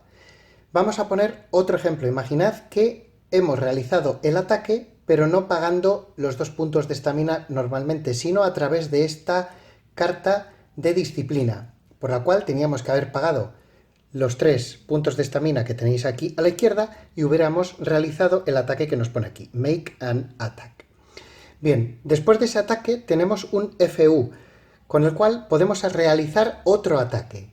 Y si ese segundo ataque tiene éxito, también tendríamos otro FU para poder realizar un ataque más. Es decir, con esta disciplina y pagando 3 puntos de estamina, podríamos utilizar los follow-up 2 veces, de tal manera que, teniendo éxito, podríamos encadenar hasta 3 ataques consecutivos pagando 3 puntos de estamina. Vamos ahora a explicar los 3 tipos de daño que tiene el juego. El primero es el daño físico que se produce por ataques y para poder prevenirlos tenemos las armaduras. Luego está el daño mágico que se produce por hechizos y habilidades y no se puede reducir, como por ejemplo pasa con la armadura con el físico. Y por último tenemos el irreducible que se produce a partir de hechizos, de habilidades y de algún efecto. Continuamos con la siguiente acción, que es la de reequipar. Para ello vamos a tener que gastar un punto de estamina. Con esta acción podemos reequipar entre todo lo que tenemos ya equipado y nuestra mochila y podemos hacer todos los movimientos que queramos. Por ejemplo, pues podríamos cambiar este arma y equiparnos con otra diferente. Y si tenemos a aventureros, compañeros, aliados que están en algún lugar adyacente a nosotros, también vamos a poderle coger algunas de sus cartas si queremos. Por ejemplo, pues podríamos coger a Remy, este zumito, y metérnoslo o bien en la mochila de Zeke o bien podríamos tenerlo ya equipado, listo para su consumo. Importante, siempre que hagamos todos estos movimientos de equipar y reequipar o incluso coger ciertos ítems o cartas de otros aventureros aliados, siempre vamos a tener que respetar cómo están las cartas, es decir, si están de manera vertical, que son preparadas, si están giradas porque están gastadas, o si incluso han sido giradas, o sea, el flip, que se llama en el juego, y siempre se va a tener que trasladar las cartas de las maneras apropiadas como han estado. Da igual que se metan o que salgan de la mochila, porque siempre la carta tiene que estar igual, no va a cambiar. Hay otra acción que podemos realizar, pero no la podemos hacer durante nuestro turno, sino la haremos en mitad del turno de un enemigo cuando nos está atacando. Inmediatamente antes de que nos ataque tendremos la opción de hacer un dodge, es decir, de esquivar. Para ello tendremos que gastar un punto de estamina o utilizar alguna habilidad de alguna carta que nos permita hacer esta acción de esquivar. Para ello al pagar este punto de estamina, cogeremos el dado negro y lo lanzaremos. Pueden pasar varias cosas. Una, que esta es la mejor posible, que es que nos salga la cara de los 4 escudos, y sumaremos 4 a nuestra defensa. Y lo malo es que nos aparezca la calavera, que por la cual no vamos a añadir absolutamente nada y nos quedaremos igual, habiendo gastado un punto de estamina. Otra acción que podemos hacer fuera de nuestro turno es la acción de contraatacar. Y la haremos o bien gastando 2 puntos de estamina o bien mediante alguna habilidad de nuestras cartas que tenga la etiqueta de counter. Lo primero que tenemos que saber es que para poder realizar esta acción de contraataque, el ataque del enemigo tiene que ser o fallido o bien con éxito, pero que no haya repartido absolutamente nada de daño. Entonces podemos realizar el contraataque. Y es exactamente como si hiciéramos un ataque nosotros en nuestro turno. Lo que sí que tenemos que saber es que tenemos que cumplir el rango y la línea de visión. Línea de visión y el rango, que en este caso pues estamos adyacente, ya sea con un ataque de rango, como es el caso, o con uno de melee, de cuerpo a cuerpo, valdría cualquiera de los dos. Así que podríamos realizar este contraataque exactamente igual que si estuviéramos en nuestra acción de ataque. Y ahora vamos a explicar un término muy importante a la hora de luchar contra figuras como es el flanking, que traducido sería algo así como un ataque de acompañamiento, ¿no? Es decir, un ataque como simultáneo que se va a producir cuando entre un enemigo, justo en 2 posiciones opuestas, hay 2 aventureros. Este sería uno de los casos. En diagonal, por ejemplo, así no valdría. Tiene que ser en opuesto o en opuesto. De esta manera se consigue un +1 a las tiradas y un +3 al daño físico. Es una manera muy importante de hacer frente, sobre todo, bueno, el Cape Sickle es bastante flojete, pero a enemigos que son más tochos es un recurso muy importante para cargártelos, recurrir a esta estrategia táctica del flanking. Además, hay otra etiqueta o habilidad que se llama Backstab, que lo que hace es todavía potenciar más esto que os acabo de contar. En vez de tener un +1 y un +3, tendría un +2 al ataque, a la tirada de ataque, y un +5 al daño físico. Vamos a explicar ahora la acción de lanzar hechizo. Esta acción no es genérica o no es una acción que sea base siempre elegible para los aventureros, sino que vamos a poder realizarla a través de diferentes cartas. En este caso vamos a utilizar esta carta que es el Goreshot y si os fijáis viene lanzar un hechizo y un número que es el 6. Normalmente siempre vamos a tener ese número, digamos, de lanzamiento base, el número 6. Así que vamos a gastar un punto de estamina, este de aquí, para poder realizarlo. Lo primero que tenemos que tener en cuenta es elegir un objetivo que sea legal. Y para ello tiene que estar dentro de nuestra esfera de influencia. ¿Qué es esto de esfera de influencia? Pues muy sencillo.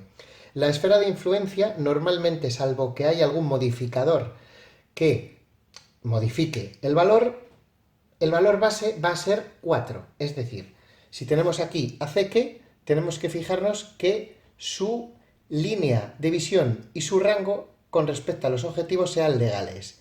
Vamos a poner este ejemplo donde encontramos a Zeke y aquí tenemos un Cape Sickle y aquí tenemos a un Earth Low. Lo primero, en nuestra esfera de visión, para que os hagáis una idea, recordad, de valor 4, miramos alrededor hasta un rango de 4 y todo eso es a lo que vamos a afectar.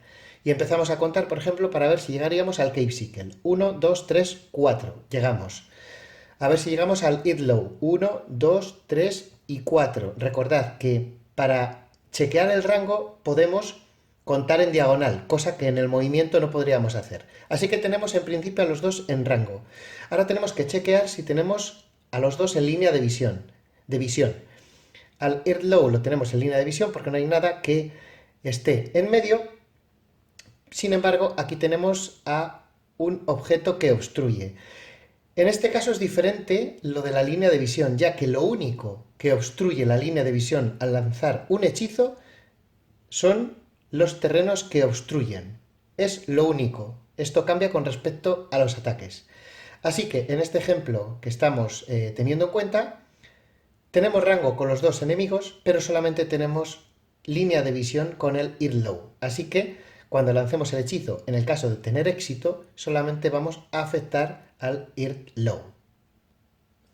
Una vez visto los objetivos legales a los que vamos a poder atacar, tenemos la posibilidad de gastar un punto de estamina para añadir el dado negro.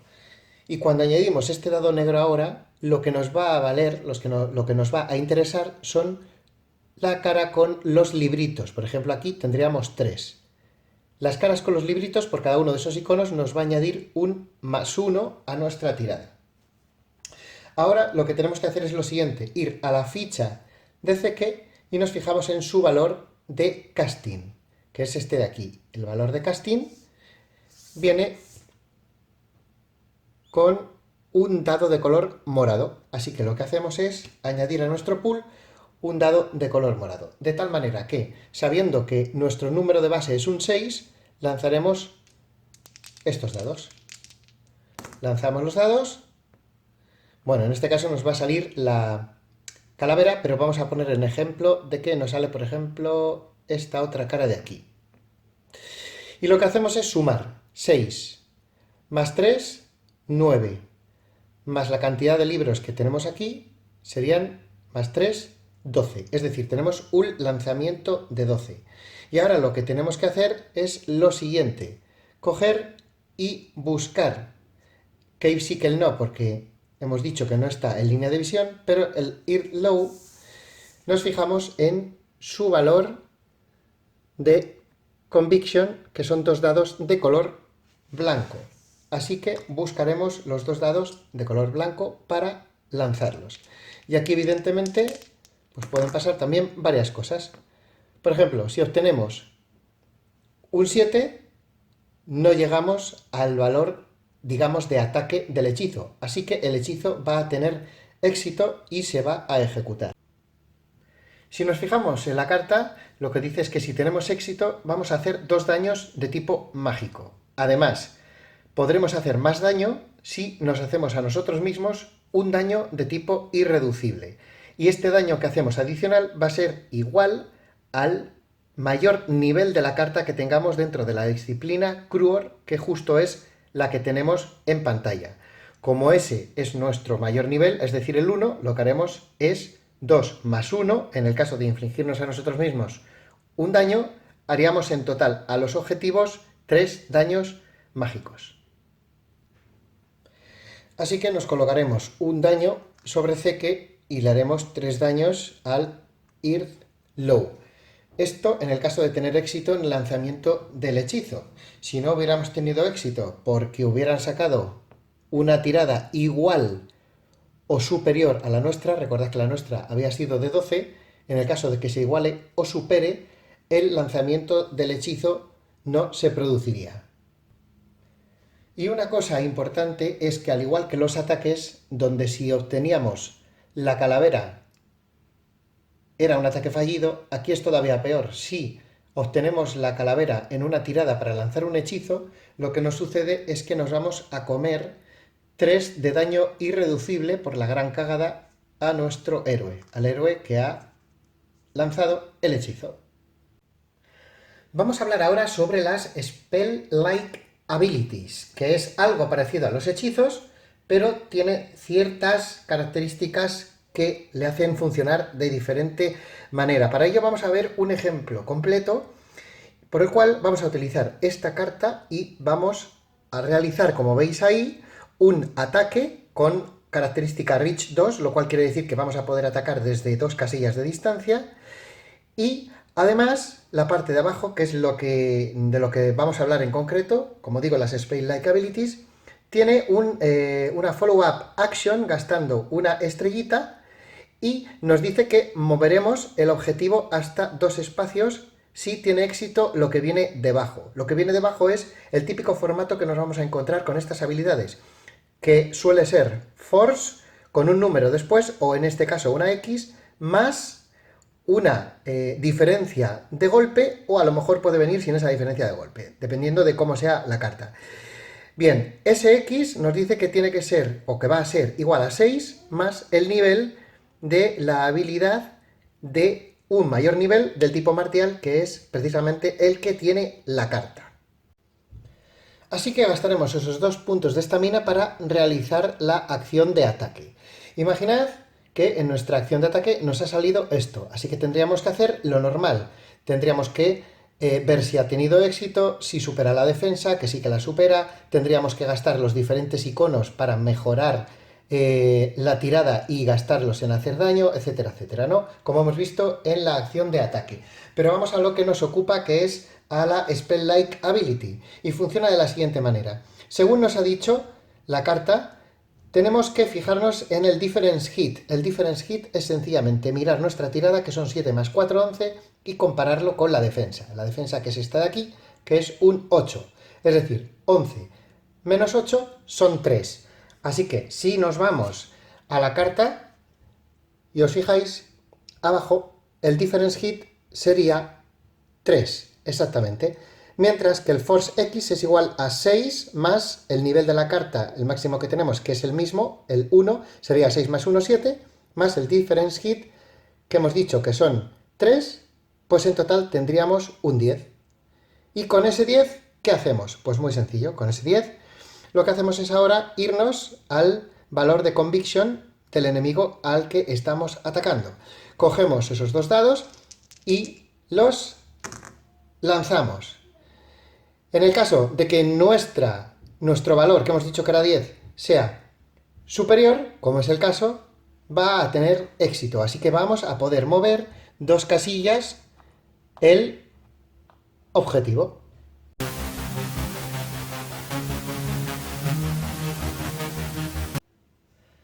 Pasamos ahora a hablar sobre los enemigos. Vamos a encontrarnos 2 tipos de enemigos a lo largo del juego.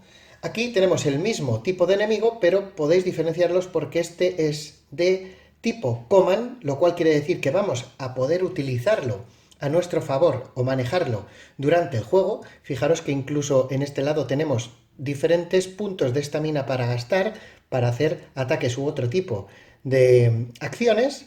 Tenemos las habilidades pasivas, etcétera, etcétera. Y sin embargo aquí tenemos la versión inteligente del enemigo. ¿Qué es esto de inteligente? Pues es sencillamente los enemigos típicos que nos vamos a encontrar y que vamos a tener que manejar nosotros, pero van a ir evidentemente en contra nuestro para matarnos o evitar que completemos nuestra aventura. Y aquí tenemos todo lo que sería la inteligencia artificial y el comportamiento que él va a tener dentro del juego. Habrá casos en los que tendremos un enemigo con múltiples copias que son del mismo tipo en el encuentro. Así que para ello sirven todas estas tarjetas y colores que tenemos en las tarjetas de los enemigos, para identificar a través de la peana, del color de la peana, en qué orden se ejecutan cada uno de los enemigos. Fijaros que el rojo sería el 1, el morado sería el 2, el naranja sería el 3, y si tuviéramos más copias, aquí está el 4, el 5 y el 6. De esta manera identificamos inequívocamente de qué forma, en qué orden van a tener que ejecutarse o activarse las diferentes miniaturas. Y por supuesto, al igual que en las tarjetas de los aventureros, vamos a tener ciertos valores que tenemos que tener en cuenta a la hora de manejar la inteligencia artificial de los enemigos. Por ejemplo, aquí a la izquierda tendríamos los valores de Conviction, que serían 2 dados morados, el valor de Casting, que en este caso no tiene ninguno. Aquí tendríamos los dados que se lanzan en los ataques, que serían 2 dados de color blanco, y aquí tenemos las mismas 4 características que tienen los héroes, como es la vida, la defensa, el movimiento y la armadura. Sin olvidar que también tendremos, dependiendo de las tarjetas, algún icono para poder gastar en más daño, en una cantidad mayor de daño, a la hora de los ataques cuando se lanzan los dados.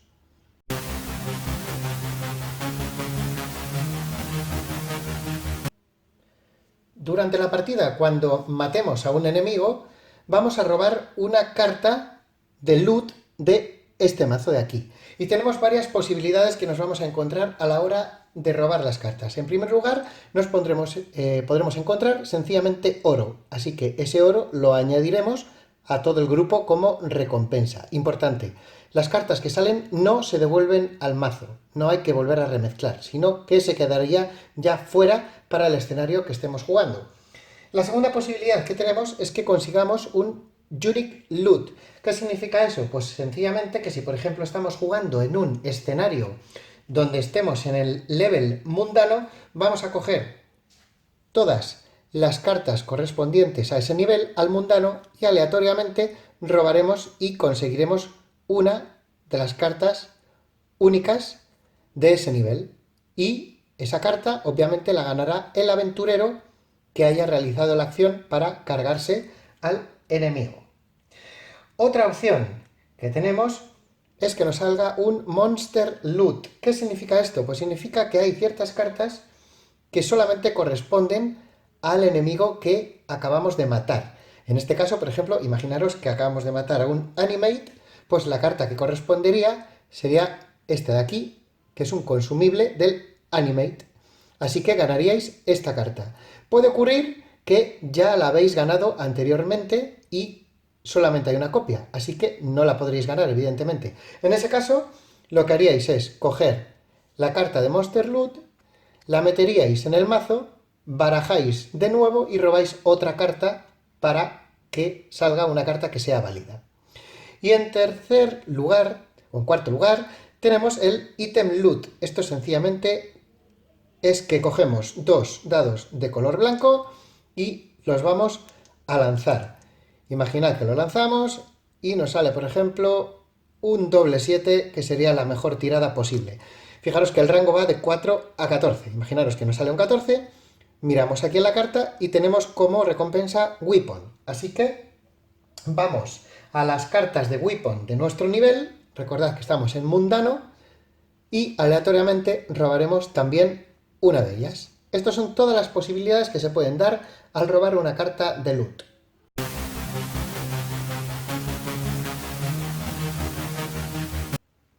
Cuando en la línea de cartas de iniciativa sea el turno de un enemigo, de un combatiente inteligente, tendrá que activarse y nos fijaremos en su carta, pero antes debemos de saber cómo se va a activar. Es muy parecido a cómo se activan los aventureros lo que es el turno. Tiene un comienzo de turno, tiene un final de turno donde se activan las reglas de los encuentros y todas las habilidades que estén relacionadas con los enemigos. Va a tener una fase de estatus donde con la etiqueta status también se provocará que ciertas habilidades o efectos se lleven a cabo, y el tercero, que es el más importante, será la fase de activación, que es la que vamos a explicar ahora. Pero antes vamos a dejar claras las 3 reglas de oro en cuanto a los enemigos. La primera es que en el caso de tener varias opciones, siempre hay que elegir la que sea peor para los aventureros. La segunda es que habrá casos en los que los propios enemigos se hagan daño a sí mismos, pero evidentemente si tenemos alguna opción en la que eso no puede pasar, elegiremos la opción en la que no se hieran, es decir, tomaremos la opción que sea mejor para los enemigos. Y por último, la tercera es que nunca deberemos de hacer una acción con los enemigos que cause que sean derrotados automáticamente. Vamos a poner y explicar un ejemplo de cómo se activaría el Cave Sickle.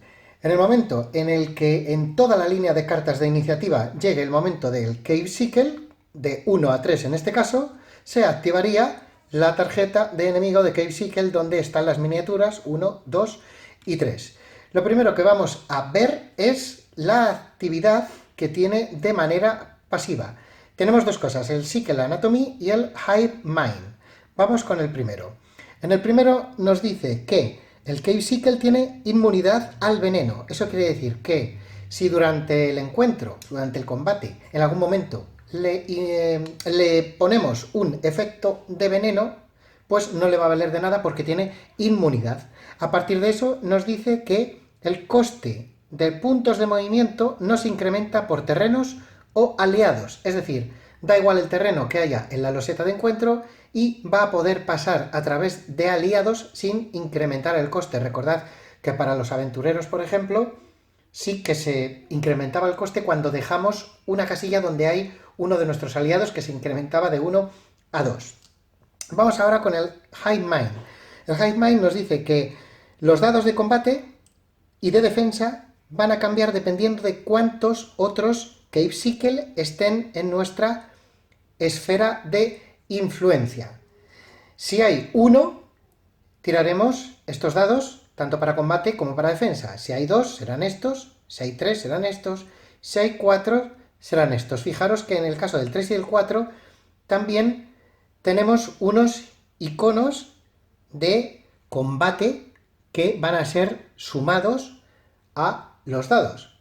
Así que en base a los que tenga alrededor en su esfera de influencia, vamos a lanzar unos dados u otros. Vamos a verlo para que entendáis cómo funciona esto. Imaginad que el Cave Sickle de base roja es el que nos va a atacar. Dentro de su esfera de influencia, recordad que es de distancia 4, es decir, estaría 1, 2, 3, 4, todo lo que esté a 4 suyo, dentro de toda esa esfera, se va a contar. Y lo que nos ocupa ahora es los otros Cave Sickle. Fijaros que, por ejemplo, el Cave Sickle morado está a 1 y 2. El Cave Sickle naranja está a 1 y 2. Así que están dentro de la esfera de influencia. Es decir, hay otros 2 Cave Sickle. Así que si nos vamos a la tarjeta, al haber otros 2 Cave Sickle, vamos a lanzar 2 dados naranjas. Lanzaremos 2 dados naranjas en lugar de los 2 dados blancos, que sería el ataque normal de los Cave Sickle. Ahora nos fijamos en el árbol de prioridad que tiene cada uno de los enemigos. En el caso del Cave Sickle tenemos 3 opciones que deberíamos de chequear desde arriba hacia abajo para ver si alguna de esas 3 se cumple. En el momento que se cumpla una de las 3, la realizamos completamente y con eso ya quedaría ejecutado lo que es la fase de acción del enemigo. También puede pasar que no se ejecute ninguna de las 3 y por tanto el enemigo no haga absolutamente nada. Y recordad que tenemos que tener en cuenta cualquier tipo de habilidad, ya sea pasiva o no, si vamos a ejecutar cierta parte de su tarjeta. Comenzamos. En primer lugar, vamos aquí a este punto y nos dice: ¿hay algún oponente adyacente? Así que para ello tenemos que irnos al escenario.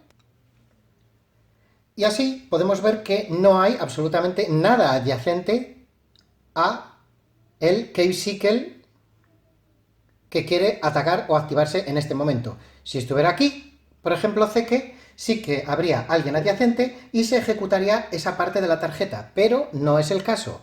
Así que lo que hacemos es continuar.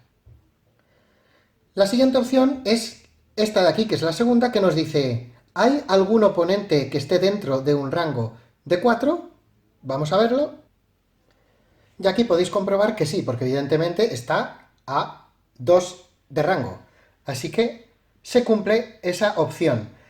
Es decir, el Cave Sickle va a atacar a Zeke. Imaginemos que Remy, por ejemplo, también la tenemos por aquí cerca y está dentro del rango de 4 del Cave Sickle.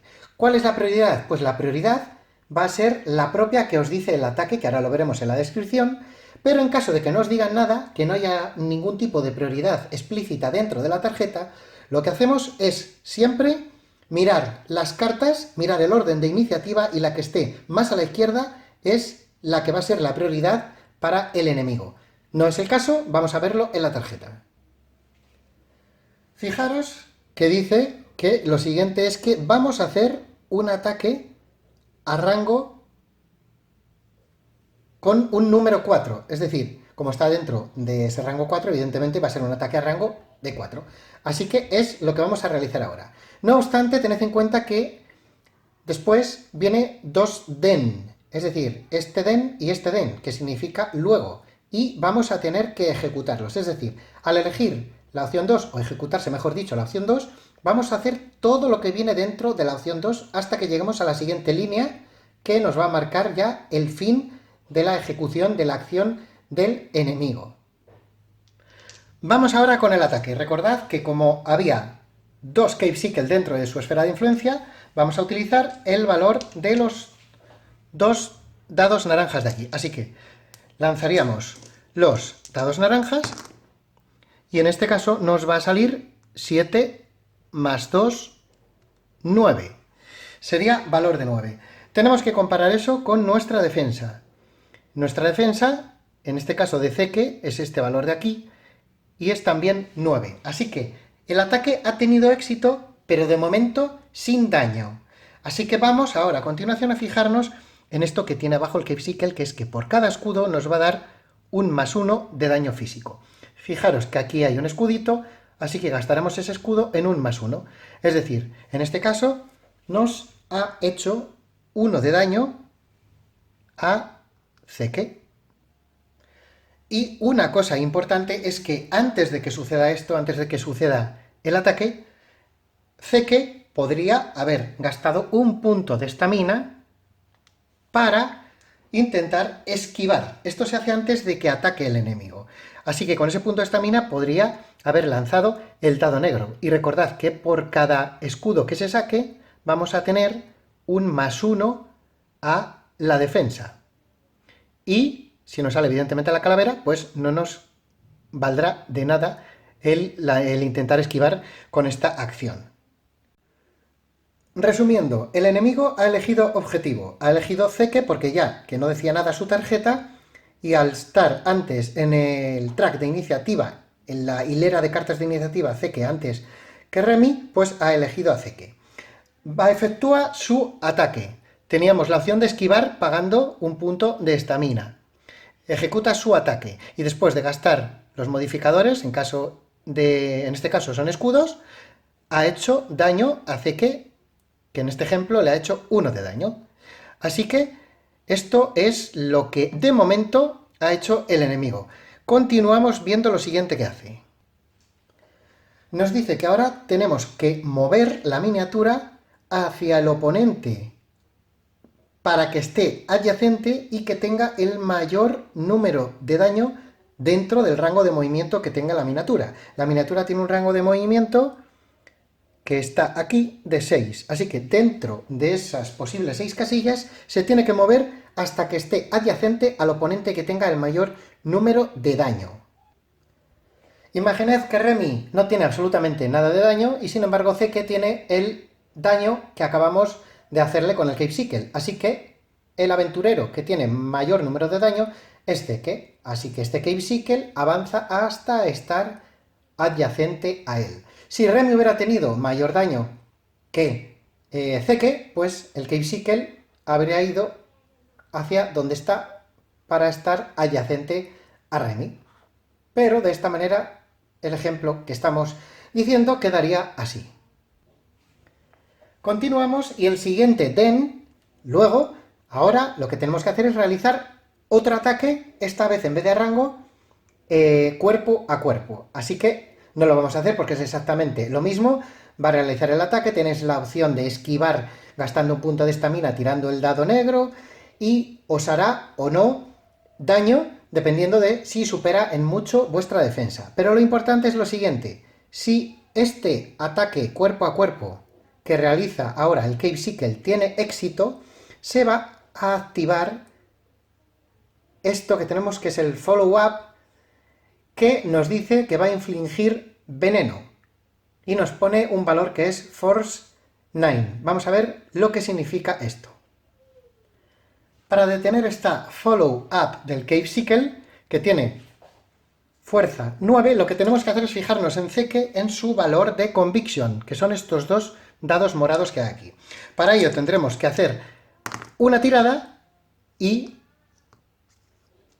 con este 4 nos intentaríamos defender, pero como ese 4 no llega a los 9, pues lo que nos hace es que nos pone este efecto de veneno encima de Zeke y vamos a tener este estatus que se va a ejecutar, recordad, en la fase de estatus del aventurero. Si hubiéramos tenido un valor que iguale o supere a ese 9, no tendríamos que soportar el efecto del veneno. Y fijaros que con esto último ya habríamos terminado toda la activación del Cape Sickle, ya que hemos hecho la opción 2 al completo. Recordad, si no se puede activar ninguna de ellas, no hacemos absolutamente nada, en este caso con el Cape Sickle.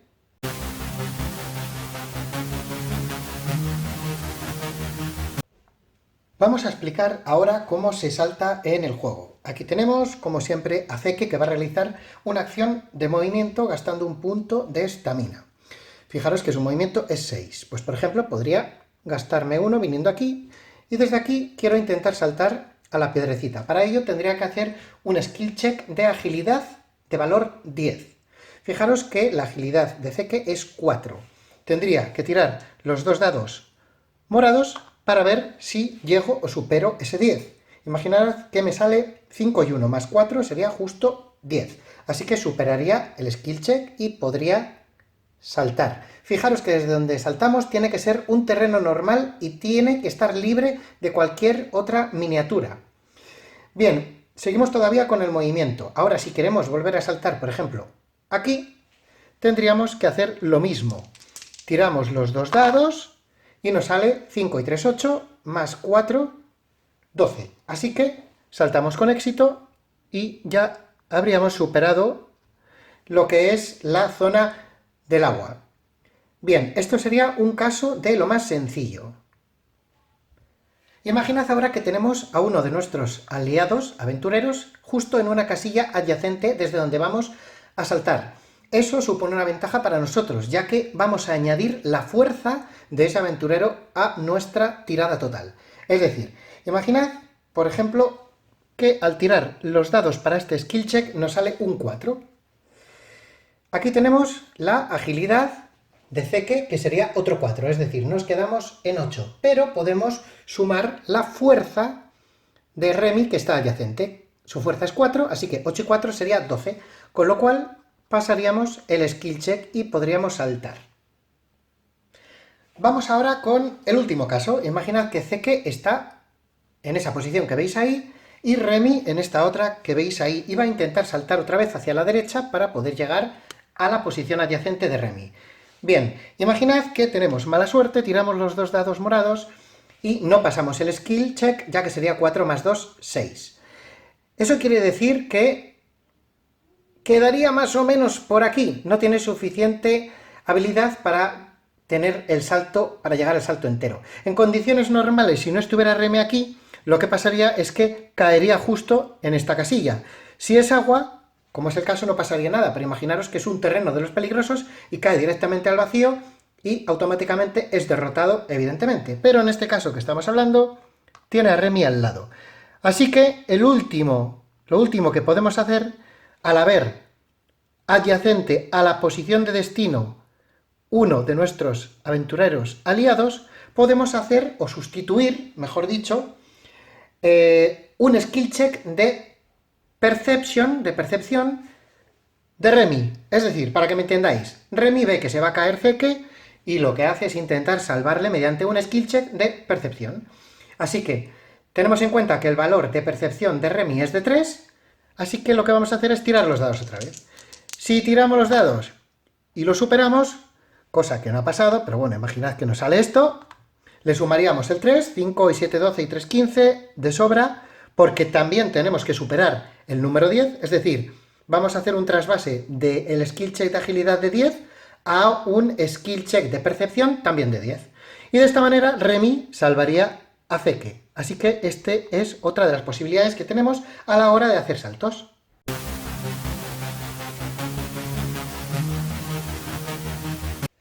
Dentro de este pedazo de juego como es el Midara tenemos más elementos, más cartas que vamos a ir utilizando, usando y descubriendo a lo largo de la partida, pero no quiero entrar en ellas porque prefiero que las vayáis descubriendo a medida que avanzáis durante la aventura, porque yo creo que es lo suyo. Pero para que lo sepáis, existen las siguientes: las cartas de familiares, tenemos por aquí las Story Cards, que van a estar sobre todo escondidas en los mazos ocultos, tenemos los Spells, tenemos las Abraxis, tenemos varias cositas y muy chulas por ahí escondidas que descubriremos a lo largo de la aventura.